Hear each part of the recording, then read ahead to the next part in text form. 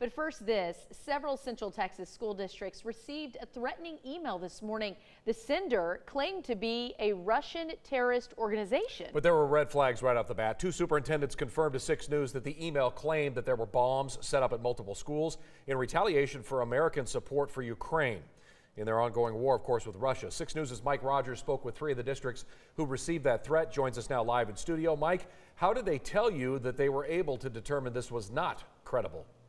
Yeah, Chris and Lindsay, both Rogers and Troy ISD received the email from an individual who identified themselves as Edward Jones at 7:43 this morning. They threatened the districts by saying there were bombs set up at multiple schools for retaliation of U.S. support of Ukraine. But there were several red flags that the superintendents identified to determine that this was not a credible threat. Now, for one, Rogers and Troy ISD were among a group of 100 employees in 10 districts in the Central Texas area and beyond that either received or were notified of the threatening email. The superintendents at Troy and Rogers ISD tell me there were also several grammatical and spelling errors in the email. And Rogers ISD says the email recipients also included employees that no longer work with the district.